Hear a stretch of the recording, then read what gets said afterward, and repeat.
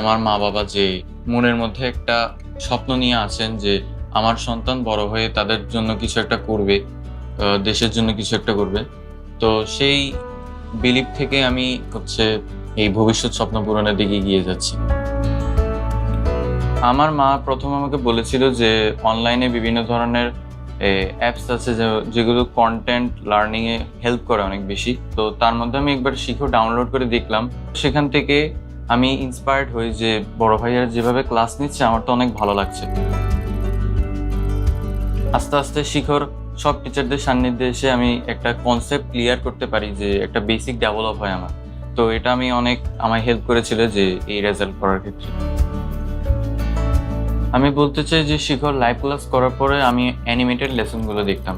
Animated লেসনগুলো আমি আমাকে পড়াশোনার মধ্যে একটা ফান, যে মজাটা সেটা আমাকে তুলে ধরেছিল, যে পড়াশোনার মধ্যে একটা ডিপলি ঢুকে যেতে পারে একটা কনসেপ্ট আমার ক্লিয়ার করতে অনেক বেশি হেল্প করেছিল অ্যানিমেটেড লেসনগুলো।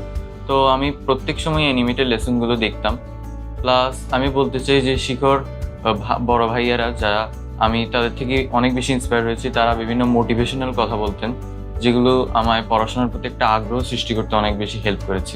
আমার বিভিন্ন ক্ষেত্রে যদি কোনো একটা ভুল থাকে বা ত্রুটি থাকে, সিকিউ প্র্যাকটিস করার কারণে আমার ওই ত্রুটিগুলো আমার সামনে একটা ফুটে উঠে যে আমার এই কনসেপ্ট আমার ক্লিয়ার করা প্রয়োজন। পরবর্তীতে ওইটা আমায় অনেক হেল্প করে।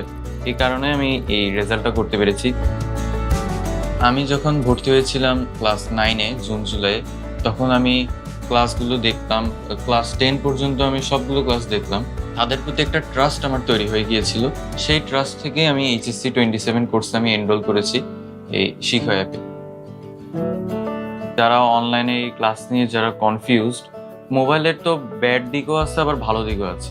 তো ব্যাড দিকটা অ্যাভয়েড করে ভালো দিকটার প্রতি যেন একটু বেশি মনোযোগ দেওয়া যায়। আমি বলতে চাই যে শিখো যদি ভবিষ্যতে আমার সাথে থাকে, আমি ট্রাস্ট করেছি যে এইচএসসি 27 কোর্সে আমি এনরোল করেছি।